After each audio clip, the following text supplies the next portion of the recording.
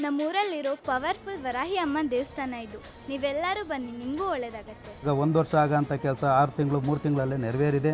ಕರ್ನಾಟಕದಲ್ಲಿ ನೀವು ಎಂತೆಂಥ ದೇವಸ್ಥಾನ ನೋಡಿದ್ದೀರಾ, ಇಲ್ಲಿ ಏಕೈಕ ದೇವಸ್ಥಾನ ವರಾಹಿ ದೇವಸ್ಥಾನ. ಇದು ಪವರ್ಫುಲ್ ದೇವಸ್ಥಾನ. ಒಡವೆ ಕಳೆದು ಹೋದವರು ಅವರು ಕೂಡ ಬಂದು ಇಲ್ಲಿ ಪ್ರಾರ್ಥನೆ ಮಾಡ್ಕೊಂಡು ಹೋಗಿ 15 ದಿನದೊಳಗೆ ಅವ್ರದ್ದು ಒಡವೆ ಸಿಕ್ಕಿರುವಂತಹ ಉದಾಹರಣೆಗಳು ಇದ್ದಾವೆ. ಅಮ್ಮನವರು ನಾನು ಯೂಟ್ಯೂಬಲ್ಲಿ ನೋಡ್ದಂಗೆ ಲೈಕ್ ಧರ್ಮಸ್ಥಳದಿಂದ ಒಂದು 150 ವರ್ಷ ಹಿಂದೆ ಬಂದಿದ್ದಾರೆ ಅಂತ ಗೊತ್ತಾಯಿತು.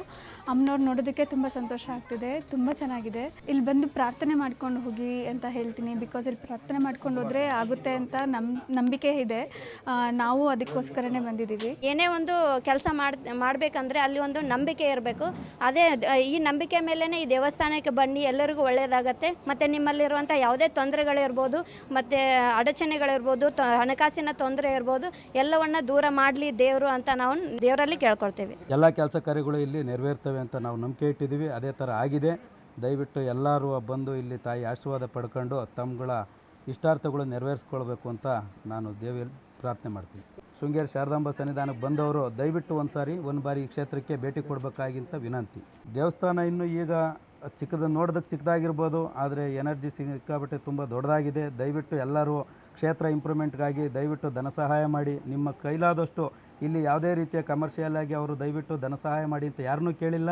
ದಯವಿಟ್ಟು ನಿಮ್ಮ ಶಕ್ತಿಗನುಸಾರವಾಗಿ ಎಲ್ಲರೂ ಹಣ ಸಹಾಯ ಮಾಡಿ ಕ್ಷೇತ್ರನ ಅಭಿವೃದ್ಧಿಪಡಿಸಿ. ಇಲ್ಲಿ ಎಲ್ಲ ನಿಮ್ಮ ಕೆಲಸ ಕಾರ್ಯಗಳು ನೆರವೇರಿದ ಮೇಲೆ ಈ ಕ್ಷೇತ್ರಕ್ಕೆ ಮತ್ತೊಂದು ಸಾರಿ ನಿಮ್ಮ ಕುಟುಂಬ ಸಮೇತ ಬಂದು ನಿಮ್ಮ ಕ್ಷೇತ್ರಾಭಿವೃದ್ಧಿಗೆ ನಿಮ್ಮ ಕೈಲಾದಷ್ಟು ಧನ ಸಹಾಯ ಮಾಡಿ. ಈ ವಾರಾಹಿ ದೇವಸ್ಥಾನ ಅನ್ನುವಂಥದ್ದು ಸುಮಾರು 150 ವರ್ಷದ ಹಿಂದಿನ ದೇವಸ್ಥಾನ. ಇದು ನಮ್ಮ ಮುತ್ತಜ್ಜನವರ ಕಾಲದಲ್ಲಿ ಧರ್ಮಸ್ಥಳದಿಂದ ಯಂತ್ರ ಸ್ಥಾಪನೆ ಮಾಡಿ ತಗೊಂಬಂದು ಇಲ್ಲಿ ಸ್ಥಾಪನೆ ಮಾಡಿರುವಂಥದ್ದು. ತುಂಬ ಶಕ್ತಿ ದೇವತೆ ಇದು. ಏನು ಸಪ್ತಮಾತೃಕೆಯರು ಅಂತ ಹೇಳ್ತಾರೋ ಆ ಸಪ್ತಮಾತೃಕೆಯರಲ್ಲಿ 5 ವಾರಾಹಿ ಅಮ್ಮನವರು. ಇಲ್ಲಿ ಬಂದು ನೀವು ಏನು ಪ್ರಾರ್ಥನೆ ಮಾಡಿಕೊಂಡ್ರೂ ಕೂಡ ಅದು ನೆರವೇರುತ್ತೆ. ಅದು ಆಸ್ತಿಗೆ ಸಂಬಂಧಪಟ್ಟಂಥದ್ದಿರಬಹುದು, ಅಥವಾ ಕೋರ್ಟ್ ವಿಷಯಗಳಿರಬಹುದು, ಅಥವಾ ವಿದ್ಯಾಭ್ಯಾಸ ಅಥವಾ ಹಣಕಾಸಿನ ಪರಿಸ್ಥಿತಿ ಇರಬಹುದು, ಮಕ್ಕಳ ವಿದ್ಯಾಭ್ಯಾಸ ಇರಬಹುದು, ಯಾವುದನ್ನೇ ನೀವು ಕೇಳಿಕೊಂಡ್ರೂ ಕೂಡ ಇದು ನೆರವೇರುತ್ತೆ. ಇಲ್ಲಿ ತುಂಬ ಜನ ಭಕ್ತಾದಿಗಳು ಹಾಗಾಗಿ ದಿನಾಲೂ ಬರ್ತಾರೆ, ಇಲ್ಲಿ ಪ್ರಾರ್ಥನೆ ಮಾಡ್ಕೊಳ್ತಾರೆ. ಅನಂತರದಲ್ಲಿ ಮತ್ತೆ ಅವರ ಕಾರ್ಯ ಸಿದ್ಧಿ ಆದ ನಂತರದಲ್ಲಿ ಪುನಃ ಬಂದು ಇಲ್ಲಿ ಏನು ಸೇವೆನೋ ಅದನ್ನು ಮಾಡಿಸ್ಕೊಂಡು ಹೋಗ್ತಾ ಇದ್ದಾರೆ. ಇಲ್ಲಿ ವಿಶೇಷತೆ ಅಂತ ಹೇಳಿದರೆ ಬಂದಂತಹ ಭಕ್ತಾದಿಗಳಿಗೆ ಪ್ರತಿಯೊಬ್ಬರಿಗೂ ಕೂಡ ಇಲ್ಲಿ ಮಣ್ಣಿನ ಹಣತೆಯನ್ನು ಕೊಡ್ತಾ ಇದ್ದಾರೆ. ಅದನ್ನು ಹಚ್ಚಿ ಪ್ರಾರ್ಥನೆಯನ್ನು ಮಾಡಿಕೊಂಡು ಹೋಗುವಂಥದ್ದು. ಬಂದಂತಹ ಎಲ್ಲ ಭಕ್ತಾದಿಗಳಿಗೂ ಕೂಡ ಮಣ್ಣಿನ ದೀಪವನ್ನು ಇಲ್ಲಿ ಕೊಡ್ತಾ ಇದ್ದೀವಿ.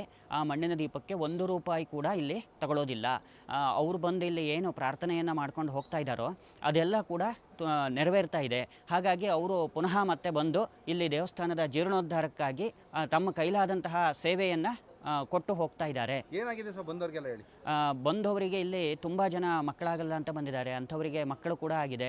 ಆಮೇಲೆ ವಿವಾಹ, ತುಂಬ ಜನಗೆ ವಿವಾಹ ಇರಲಿಲ್ಲ, ಅವರೆಲ್ಲ ಬಂದು ಇಲ್ಲಿ ಮಣ್ಣಿನ ದೀಪವನ್ನು ಹಚ್ಚಿ ಪ್ರಾರ್ಥನೆಯನ್ನು ಮಾಡ್ಕೊಂಡು ಹೋದರು. ನಂತರದಲ್ಲಿ ಅವರಿಗೆ ವಿವಾಹ ಆಗಿದೆ.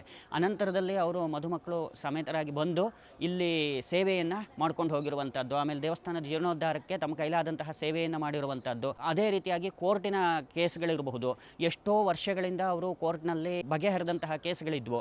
ಅದನ್ನು ಇಲ್ಲಿಗೆ ಬಂದು ಅವರು ಪ್ರಾರ್ಥನೆ ಮಾಡಿಕೊಂಡು ಹೋದ ನಂತರದಲ್ಲಿ ಕೋರ್ಟ್ ಕೇಸ್ಗಳು ಇತ್ಯರ್ಥ ಆಗಿದ್ದಾವೆ. ಅದನ್ನು ಅವರು ನಂತರದಲ್ಲಿ ಇಲ್ಲಿ ಬಂದು ಮತ್ತೆ ಸೇವೆ ಮಾಡಿಸ್ಕೊಂಡು ಹೋಗಿರುವಂಥದ್ದು ಅನೇಕ ಉದಾಹರಣೆಗಳು. ಈ ರೀತಿ ತುಂಬ ಉದಾಹರಣೆಗಳು ಇಲ್ಲಿ ಇರುವಂಥದ್ದನ್ನು ನಾವು ನೋಡಬಹುದು. ಈ ದೇವಸ್ಥಾನ ಇರುವಂಥದ್ದು ಶೃಂಗೇರಿ ತಾಲೂಕು, ಚಿಕ್ಕಮಗಳೂರು ಜಿಲ್ಲೆನಲ್ಲಿ ಬರುತ್ತೆ. ಶೃಂಗೇರಿಯಿಂದ ಚಿಕ್ಕಮಗಳೂರು ಮಾರ್ಗದಲ್ಲಿ 6 ಕಿಲೋಮೀಟರ್ನಲ್ಲಿ ಇದೆ. ದೊಡ್ಡ ಹೊನ್ನೆ ಅಂತ ಹೇಳಿ ಊರಿನ ಹೆಸರಿರುವಂಥದ್ದು.